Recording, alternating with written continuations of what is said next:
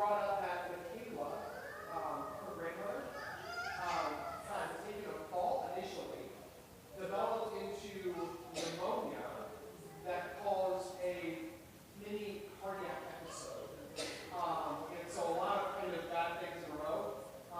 So we'll keep praying for Michaela's grandmother. Remind me of her first name. Belinda. So we'll keep her in prayers. I'm not going to lie to you though. When we were in journey group, and I saw Michaela get up, and then I saw Lily get up, and then I saw Ethan get up. My thought was in a very different place. But we're definitely, we'll keep praying for her. Is there an update on that front? She's still in the ICU, but she's stabilized now, and they're hoping to do surgery on where she fell. So they are proceeding with operation. That's a really good sign. She's at that level. Good. That's wonderful to hear. Wonderful to hear. Okay, well, we'll go ahead and sing Song 115, and then we're going to have Daniel, who's going to come up and offer us his devotional, followed by Hudson, who's going to close us out in prayer. So let's turn to 115. Oh, now, every blessing to my heart to sing thy praise. Streams of mercy never ceasing, call for songs of loudest praise. Teach me ever to adore thee. May I still thy goodness prove. While the whole of endless glory fills my heart with joy and love.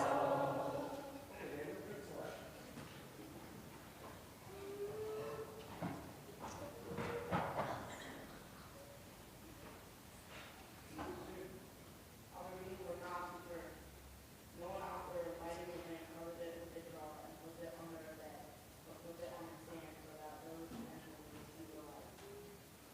This means a lot to me because I feel like when we go around public, we will try to fit in more with other people than we will try to shine our light to other people.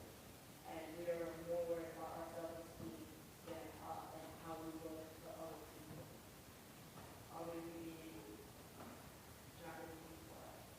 In the kingdom of heaven will be like 10 virgins with their lamps, and when to meet the bridegroom, while the lamp is full, fire is in the wall. And when the fools with their lamps, with no oil, the wise will flash with the oil. As the bridegroom was delayed, they all became drowsy and slept. But at midnight, there was a cry, "Who is the bridegroom? Come out to meet him." Then all those virgins rose and went to their lamps. And the fool said to the wise, "Give us some of your oil, for our lamps are going out." But the wise answered, saying, "Since there will not be enough for us and for you, go rather to the dealers, buy for yourselves." And while they were going to buy, the bridegroom came, and those who were ready went in and married, and the door was shut. After the other virgins came also saying, "Lord, Lord, open to us." But he answered, "Truly I say to you, I do not know you. Which therefore you know neither the day nor the hour." I think that this means that we all have to be ready. We want God to work through us, but if you're not shining your light, then He can't do that with us. And I think that's what we need to do with us.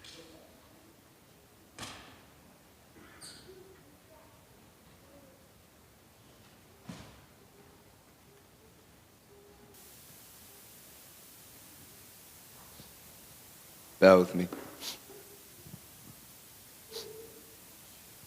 Dear Lord, thank you for this opportunity for us all to gather together today, and help us not to take that for granted.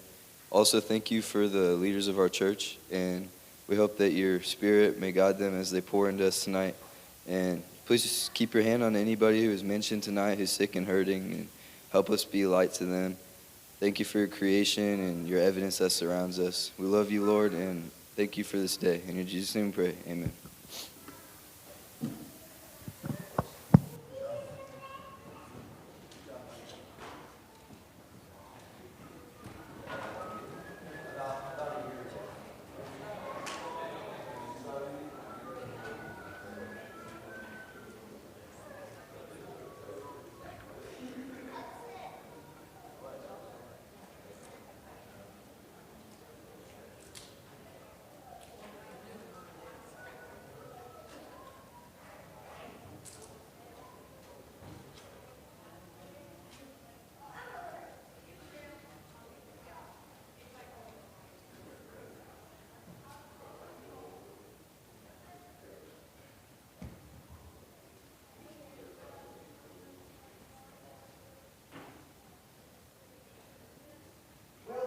everybody.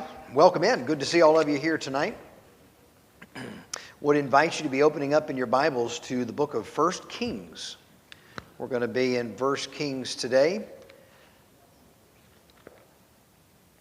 If you've been with us, you know this. If you haven't been with us, let me inform you. And if you've been with us, but like me, have slept since then, let's set the stage for where we've been going this quarter. We're looking at stories from the mountaintop, and our goal this quarter has been to study a little bit more in-depthly some of the stories of the Bible that take place on mountains. Mountains are places of great importance in all cultures. And for as long as there have been civilizations of peoples, people have pursued God, and people have inevitably looked to mountains as a sacred place, a holy place, a place that one goes to be close to God. And so in looking at some of these stories from the Bible, we pick up on some of those themes. 1 Kings chapter 18 is where we're going to be tonight. We're going to be looking at verses 16 through 40. A very well-known story, and one that I know you'll be familiar with.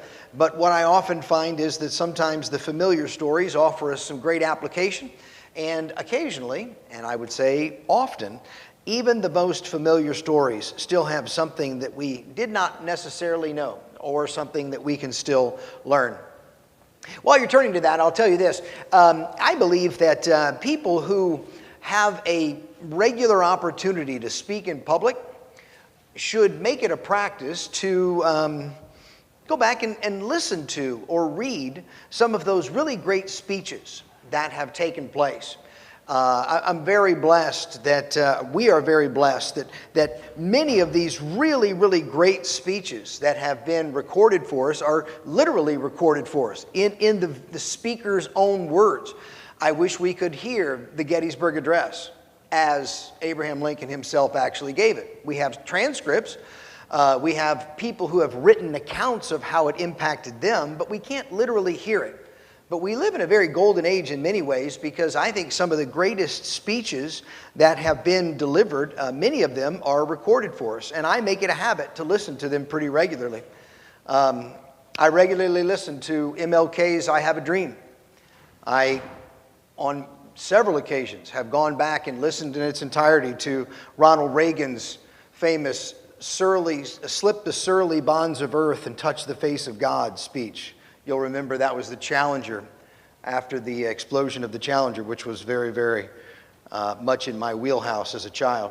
JFK's ask not what your country can do for you, but what you can do for your country.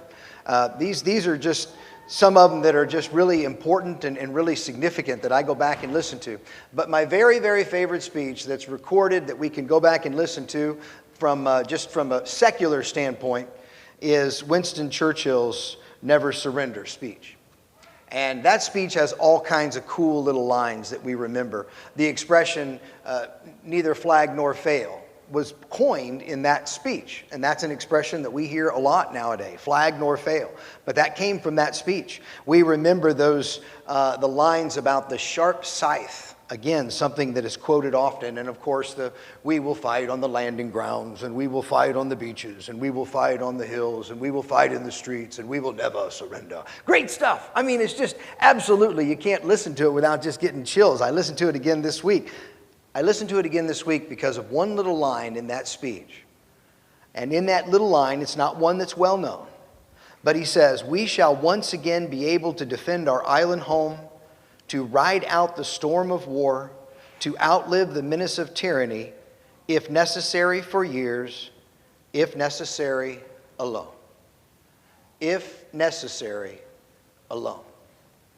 Now, he's talking about the fact that his allies are falling right and left around him, and Hitler's right on the doorstep of invasion.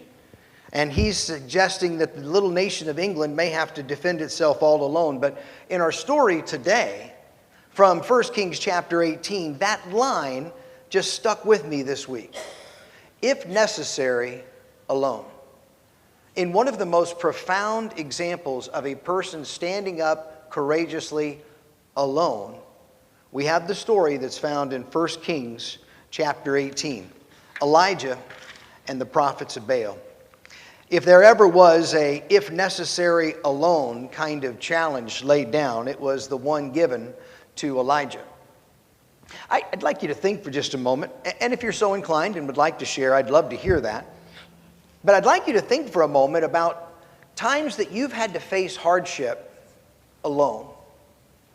Times when you really were in a situation where either you perceived that you were completely alone or you were in reality completely alone.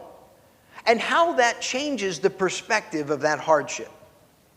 I've been in situations that, and admittedly, I've never really faced any terrible challenges in my life. I've had a very, very easy and cushy life. But I've faced things that did frighten me more because I was alone. I remember one time I was driving to a friend's house and had a terrible mishap, car accident, out in the middle of absolute nowhere, back hills, Missouri, farm fields for miles, walking blindly through this field, pitch black night, walking into electric fence after electric fence. All I know is there's this little light up on the hill and I'm trying to get to it thinking there's got to be a house up there. And the overriding thought was, I'm alone. All alone. I've been lost before with a group of people. I was a Boy Scout. We got lost a lot on purpose and accidentally. But alone changed the whole dynamic of that situation. I was alone. And it made everything more difficult. It made every potential fear more frightening. It made every potential eventuality more negative. And it was more difficult because I was alone. If you have had, and I know you have, experiences where you've had to face a hardship, it's a challenging thing. But to face a hardship alone is a really challenging thing. And in our story today, we're going to get a little bit of insight as to how to do it and how to do it very well. In verses 16 through 24, let's start there and let's look through this first little section. This is the challenge. Elijah gives the challenge, and it's found here in these verses. We'll start in verse 16 down to 24. Obadiah went to meet Ahab and told him. Then Ahab went to meet Elijah. When Ahab saw Elijah, he said, "Is that you, the one ruining Israel?" He replied, "I've not ruined Israel, but you and your father's family have, because you have abandoned the Lord's commands and followed the Baals."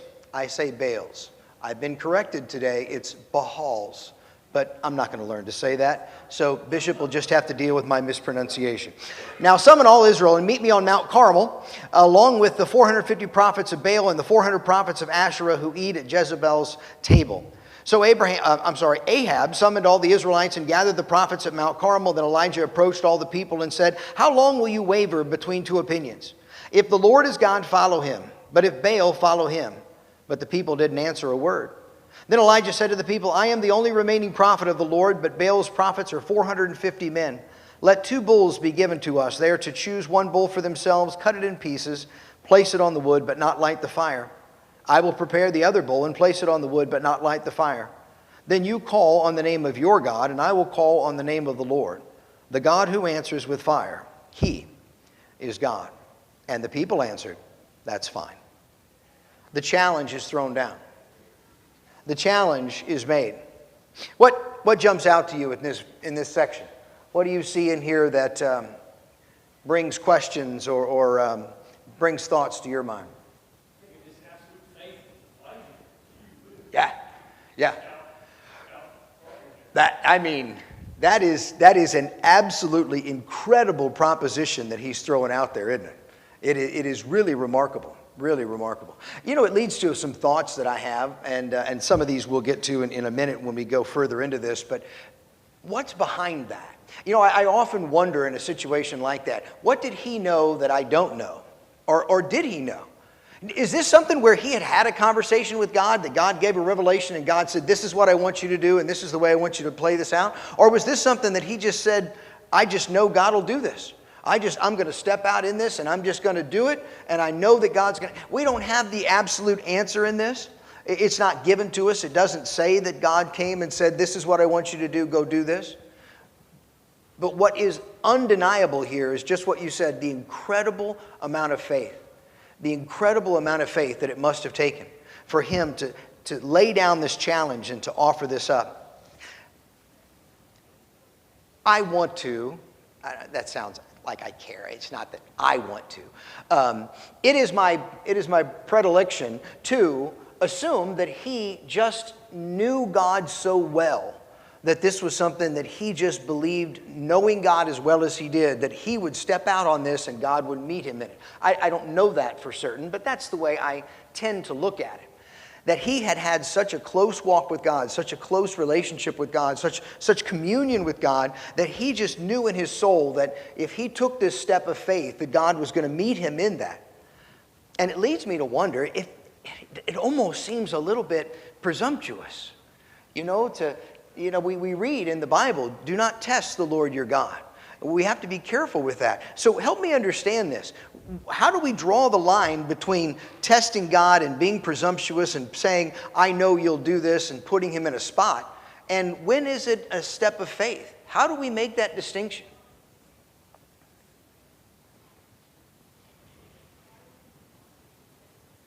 Yeah. Yeah, that's a great one. I think that is a perfect answer. Anytime we find ourselves doing it for our own benefit, for our own credit, for our own pride, we can absolutely know without any shadow of a doubt that that is not something that is from God, because that has at the core of it, at the root of it, us promoting ourselves. And that's never going to be something that's promoting to God. So I think one good test when we're trying to determine, am I testing God or is this me stepping out on faith? One thing is, who am I doing it for? If I'm doing it for me, I can know, no. This is not stepping out on faith. This is putting God to the test in a bad way. What else? I'm torn on a decision. I think I need to step out in faith on this, but I don't know if I should. Am I being presumptuous? Carol, help me out. It brings the story of Shadrach, Meshach, and Abednego too. They said, Yeah. you throw us in the fire, we're not going to worship, and God could save us, but if he doesn't want to, then, Yeah. So they kind of just threw this out too. Yeah.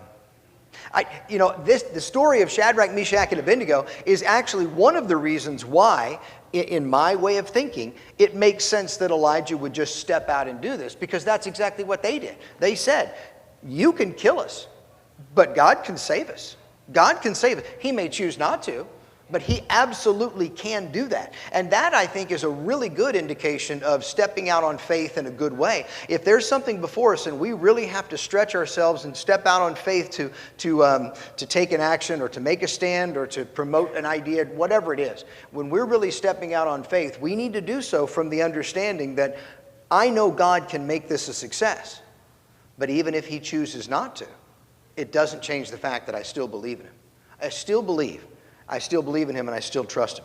Excellent points. Anything else come up to mind on this as we look at the challenge that Elijah throws out there? Incredibly brave, incredibly in tune with God, incredible display of faith, a very powerful challenge. A couple of things that are interesting as I was reading about this week. This Baal, as it's supposed to be pronounced, but Baal, which is what I grew up saying, so it's what I'm going to keep saying. Baal was often depicted in the shape of, ironically, a bull, which is curious when you consider that the thing that they were putting on the offering was a bull. That's an interesting little kind of thing there. I don't know. I've read a couple of commentators, some that think, this was Elijah purposefully making a little bit of a barb, kind of poking a little bit at the bear, kind of say, you got this God who's a bull. Well, let's cut up a bull and let him flame it. The second thing that's curious is that Baal, in the form of a bull with the big horns, and all this stuff, typically is seen holding a lightning bolt, fire from the sky.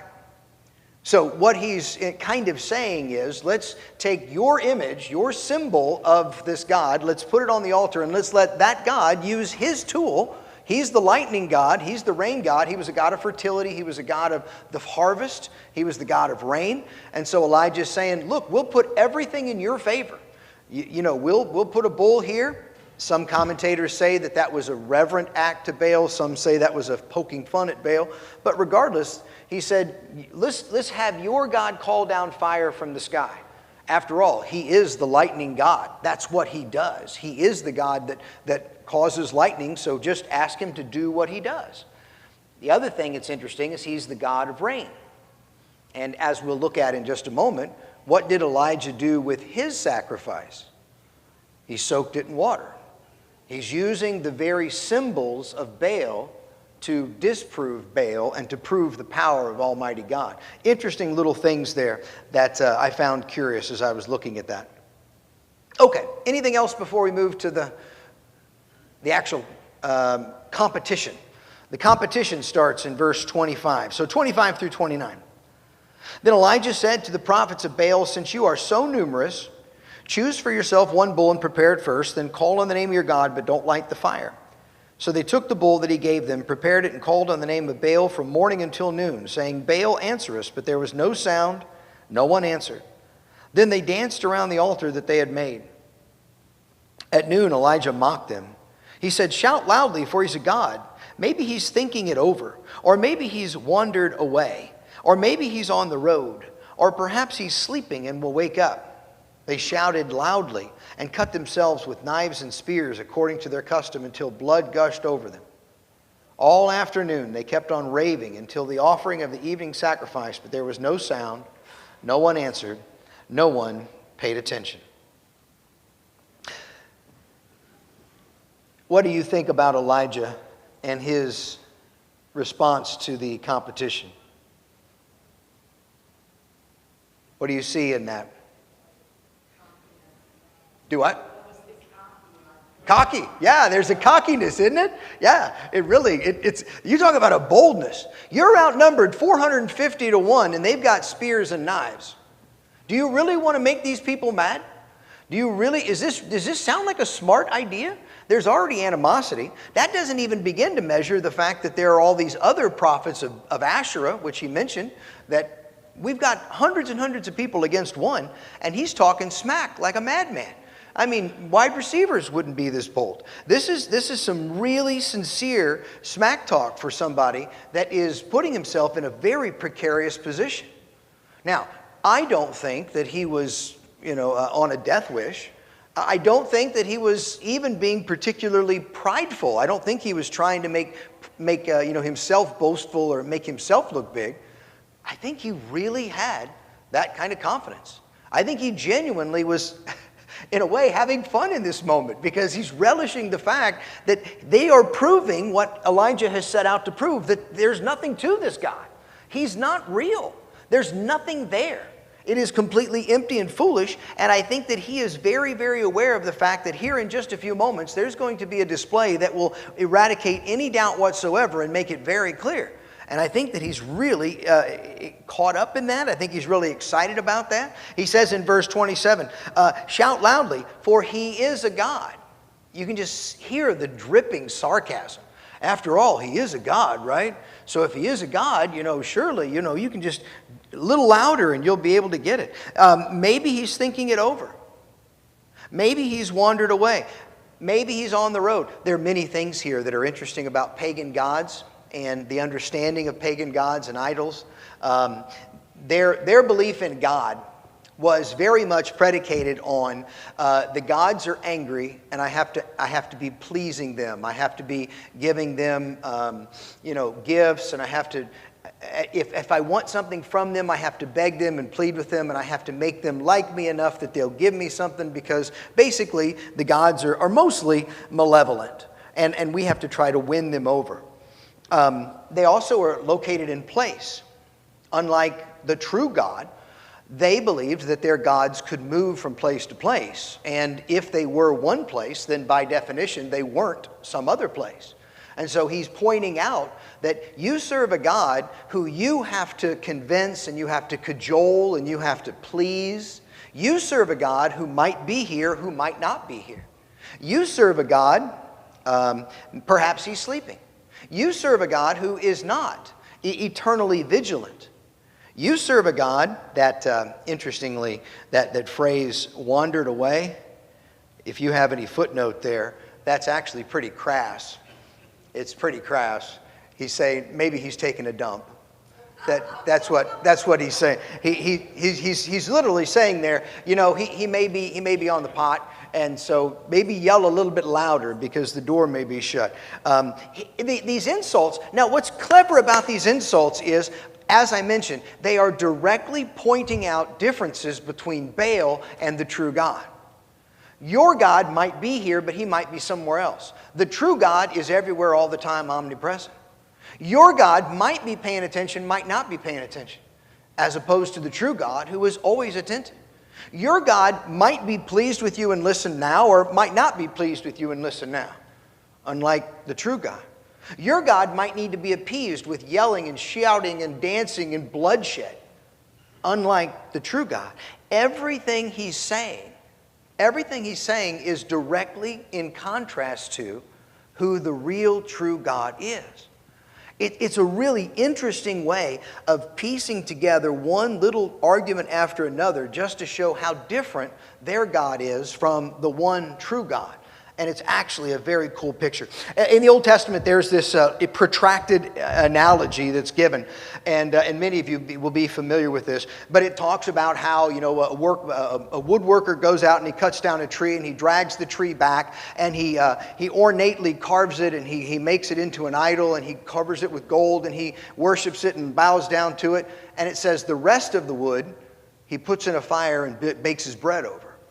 And the point that the point that God is making in this story is that was a tree, and you went over and you carved some stuff on it, and now you call it a god, and you think it's going to give you food, but you don't even trust that because you use the fire, you use the wood for the fire to bake your own bread. You're proving your God is nothing. You're proving your God has no power. You're proving your God can't be depended on, as opposed to the real, true, one and only Jehovah God. And that's exactly the kind of argument he's making here. Our God doesn't wander off. Our God doesn't fail to pay attention. Our God...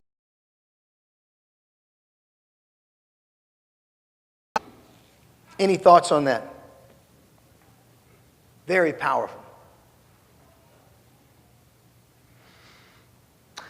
Verse 26, and then again in verse 29, he says the same phrase. There was no sound, no one answered. In verse 29, he adds, there was no sound, no one answered, no one paid attention. No sound. Their God did not respond. There was no answer. He didn't show up. And no one paid attention. The reason he didn't show up or show out is because he didn't exist and had no power to do so. The very things that Baal is not are the very things that God is going to prove himself to be as we move into the next section. 30 and following. Then Elijah said to the people, come near me. So all the people approached him. Then he repaired the Lord's altar that had been torn down. Elijah took 12 stones according to the number of tribes of the sons of Jacob, to whom the word of the Lord had come, saying, Israel will be your name. And he built an altar with the stones in the name of the Lord. Then he made a trench around the altar large enough to hold about 4 gallons. Next he arranged the wood, cut up the bull, and placed it on the wood. He said, fill 4 water pots with water and pour it on the offering to be burned and on the wood. Then he said a second time, and they did it a second time. And then he said a third time, and they did it a third time. So the water ran all around the altar and even filled the trench with water. At the time for offering the evening sacrifice, the prophet Elijah approached the altar and said, Lord, the God of Abraham, Isaac, and Israel, today let it be known that you are God in Israel, and I am your servant, and that at your word I have done all these things. Answer me, Lord. Answer me so that this people will know that you, the Lord, are God, and that you have turned their hearts back. Then the Lord's fire fell and consumed the burnt offering, the wood, the stones, and the dust, and it licked up the water that was in the trench. And when all the people saw it, they fell face down and said, the Lord, he is God, the Lord, he is God. And Elijah ordered them, seize the prophets of Baal, do not let even one of them escape. So they seized them, and Elijah brought them down to the Wadi Kishon and slaughtered them there. The Lord, he is God. They fell down on their face at the scene that was before them and said, "The Lord, He is God." The conclusion has been made. A challenge was laid down in verses 16 through 24. A competition was offered by the prophets of Baal in 25 through 29. But in a stunning and beautiful way, verses 30 through 40 tell us of the conclusion of the matter and the result that comes from it. A couple things in here that I find interesting as we look at it. Notice with me in verse 30. Come near me. So the people approached him. In contrast to the fervor and the dancing and the screaming and the shouting and the bloodletting of the prophets of Baal, this is a very confident, very calm, very intimate appeal. Come close. A very methodical set of steps are then taken. As the people approached, he repaired the Lord's altar that had been torn down. It says here, according to the number of tribes, if you go back and you look at the ancient description of how the altar was to be made, 12 stones uncut with a tool, placed together and forming the altar. And so Elijah goes and takes the 12 stones, rebuilds it the way that it was intended to be. And in doing so, reflects to them their heritage, the 12 tribes, the sons of Jacob, the placing of the name of Israel. Then the trench. A trench enough to hold 4 gallons. What we find with those water pots is that each contained much more than that. And so whereas the trench itself would hold 4 gallons, you can see that there was an incredible amount. And I don't know the exact amount. I've seen a couple of different measures of what that might have been. The most accurate or the most consistent is 2 sheaths of seed worth.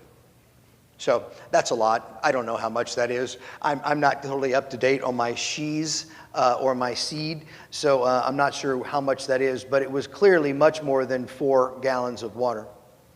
And over he had it. I mentioned earlier that that's curious because this is the rain god.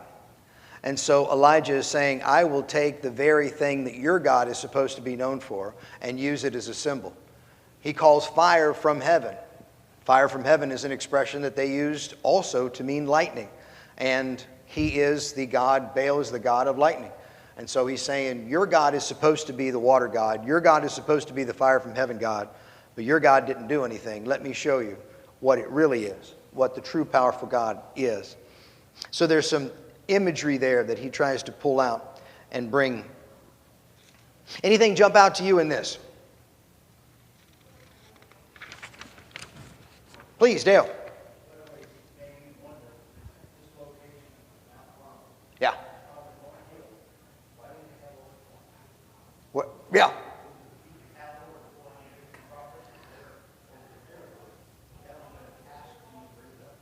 Well, you make a very good point. They're up on top of this hill. It's in the wilderness region, and somehow they have this stockpile of water. The other thing that's really interesting about that is, do you remember what's going on in the land right now? There's not a plentiful amount of water. It's 3 years of drought. This is a 3-year drought. It has not been raining. So where this water came from and how they were able to get it up there, not only that, but can you imagine? You're in a 3-year drought and you're watching gallon after gallon after gallon of water just being poured on the ground. And you're sitting there thinking, kind of thirsty here. I can think of a better use for that. There's got to be some other way. And so the fact that it is in an isolated area, there's that much water there, what was the purpose of it? Not to mention the fact that this is a time when water was worth its weight in gold. And he's just pouring it out all over this altar, which I think is another message from God. He's saying, this is the substance we need to survive. And I have so much faith in God that I'm just going to throw it here on the ground. And I know that He's going to take care of us. I'm going to pour out the very thing that we need to survive because I know God's going to provide it. It was an outlandish display of confidence and really a very poignant one. Because of everything that the people had seen to that point, that would have been something that also would have caught their attention. How incredibly wasteful that would have looked. How incredibly expensive and how needful that was. Great. Dale, excellent point. I'm glad you brought that up. Excellent.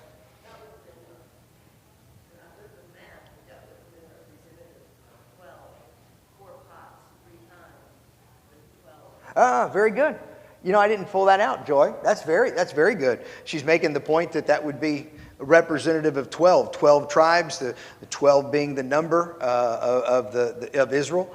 And there's that symbolism there of the pots over and over 12 times. Very good. Another really great point that I didn't think to bring up, or even I didn't even know.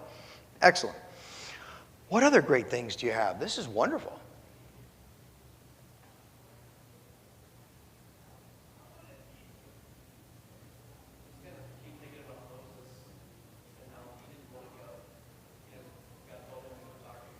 Yeah. Even if he did, going back where we started, tell Elijah every detail of what he was going to do. It was Yeah. full belief. Yeah. I don't think it diminishes his faith at all. No, I don't think it diminishes it in one little bit. And you make the connection to Moses, which I think is a good one. You have Elijah, who is going face to face with a very powerful king. You got Moses, who's going face to face with a very powerful king. Elijah, there's no indication of any hesitation, of any worry, of any concern. With Moses, there's a lot of trepidation. There's a lot of excuses. With Elijah, if necessary, alone, he did it alone. Moses, and I'm not taking anything away from Moses. Moses was obviously a great man. But God said, I'll let Aaron go with you. You can work this together. And so there's an interesting comparison between those two. Both addressed a king. Both without any hesitation. One of them did it with great boldness. One of them did it all alone. And I think that you're right. Even if God did say, you're going to do these things in this order, it's still an incredible display of faith. Because I don't care if God says this is exactly the way this is going to go. You still got to walk up to a king and you still got to stand in front of 450 bleeding guys with knives and swords and insult them. There's still an enormous amount of faith that's going on in this, and it's really a powerful story. Good point. I'm actually sitting here questioning my faith after that. You're what? I'm questioning my faith. Yeah. Well, one of the things that always strikes me whenever we read stories in the Bible is I think to myself, what if this were me? I put myself in this story, and I always have the same thought. I would like to think that I could. I would like to think that I would. But in reality, I mean, it's an absolutely, if we're really honest with ourselves, I don't know. I don't know. It really is a remarkable thing. And I don't think, Steph, that necessarily should diminish or, should make us, instead of us beating ourselves up for that and me acknowledging I don't have a faith like he does, I think that it should give us inspiration. It should give us motivation. There should be, a confidence that's there. And the reason for that is that his faith was not unfounded. His faith was not foolish. His faith was not without merit. His faith was based on something that he knew and understood, and he acted upon it. And the same person, the same God that he knew and understood and acted upon is the same God that we can know, that we can act upon. That's the same faith. And so when we read these stories of these great men and women that have this incredible faith, it's easy for us to beat ourselves up. I'll never be like that. I'm not like that. That's, beyond me. But I think it also can be a motivation to say the very one that they trusted is the very one we can trust. The very ways that he showed up for them are the very ways that he promises to show up for us. And so I think there's a way we can look at that, even knowing how small our faith is, that we can still benefit greatly from stories like this. Very, very cool. Yeah, thank you. That's true. Anything else that comes to mind for you?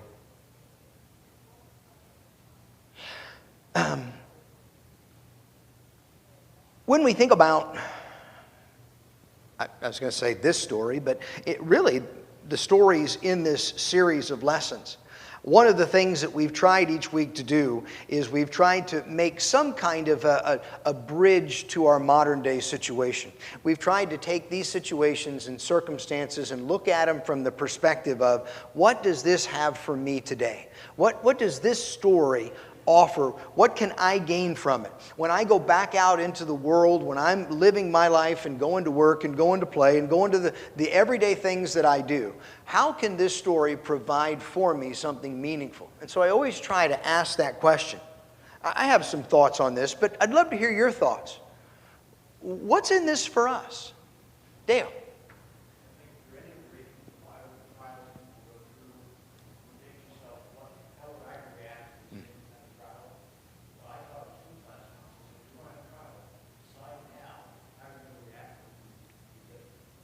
I love that.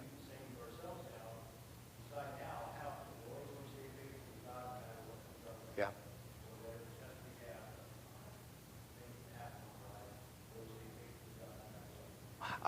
I really love that, Dale. If you couldn't hear it, Dale was talking about how when he taught a teen class at one point that he made the statement to them that you're going to have trials, you're going to have troubles, there's going to be challenges, and there are going to be challenges. We're all going to face them. Jesus said, in this life you will have trouble.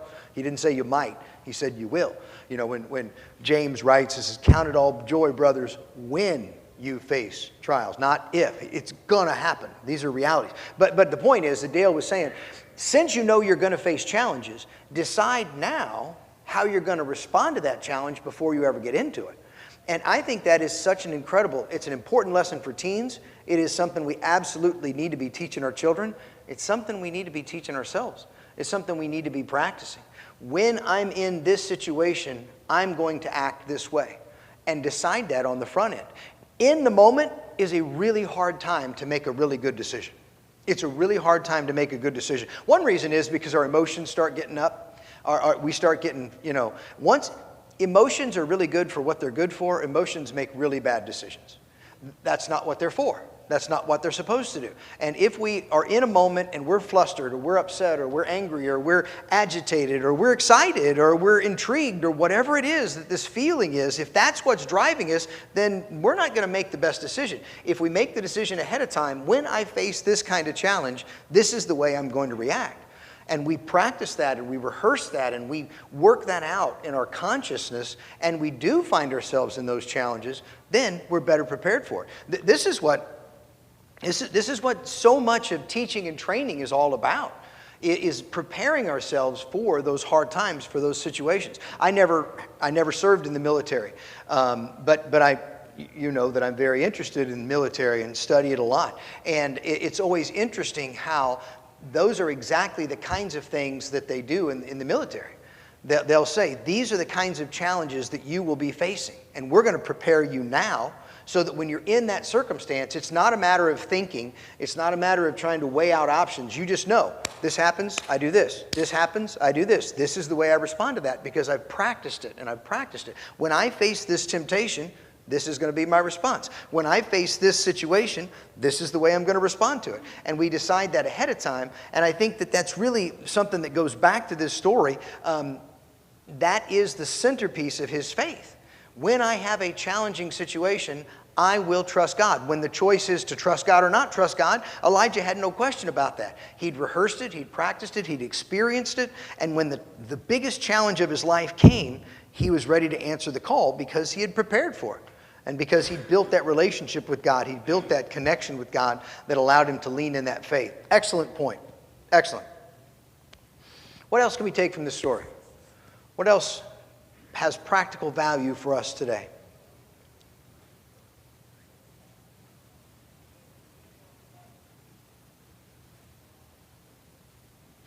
Let's go back to the thing we started with. If necessary, alone. It's always harder alone, right? It's always harder to face a challenge alone. When I talk to teens, and when I talk to my own boys, as recent as tonight at the dinner table, and we were talking about, your friends and peers and what's going on around you. And it is really something that we talk to our kids a lot about, that even if you're the only one who's doing the right thing, or the only one who's not doing the wrong thing. You've got to persist in that, and it's hard when you're alone. It's hard when everybody else is, when it seems the force is, when it seems that all the pressures of life are this rushing stream in front of you, and you have to stand in the middle of it. You have to stand alone in it, and there's a difficulty in that. But that's not something that's lost or useful only for teens. It's true for us too. It's true for us as well. That just because we are doing it alone, in whatever circumstance that might be true for us, we still can find strength in His story. We can find strength in His ability to lean into that faith and to have that confidence in God, that even when it meant going alone, 450 to 1. 450 to 1. And he not only was unwavering, he was cocky. He was talking trash. He was poking fun at him. And you can't do that unless you have an incredible stability, an incredible faith, and a willingness to trust in God. The point I make with all that is, in actuality, Elijah was never alone. In actuality, Elijah was never alone. And in actuality, we're not either. We're truly never alone. Now, we might be alone in terms of there are 10 people in a room and we're the only ones that are standing for the right thing. But in terms of what we know to be true, we're never alone. And He who is with us is always greater than he who is against us. We know that. This is one of those times when those things that we know theoretically, question comes, do we know that practically? I know God says, I'll never leave you or forsake you, but when the hard times come and I feel like I'm the only one standing for the right thing, do I lean into that? Do I really trust in that? I know that God says, I'll give you the strength. I know that the Bible says you're not going to be tempted beyond what you can stand. But when those moments come and those situations are here and the waves are crashing on us, do I really have the practical connection to those philosophical or theoretical beliefs to really put them into practice? And that's really a question. Mike Tyson famously said, everybody has a plan for me until I punch him in the face. It's just the reality. We say, I know God's with me. I know God will never let me down. I know God will never leave me. I know I'm never alone. I know that He will provide the strength. And then, boom, life comes and you have to pick yourself off the ground and say, how real is that to me? How real do I find that to be? How much faith do I really put in that? And I think that's where stories like Elijah really make that point so clearly. He had a theoretical understanding of who God is and what God does. But he had a practical experience of it that made that theoretical real in his life.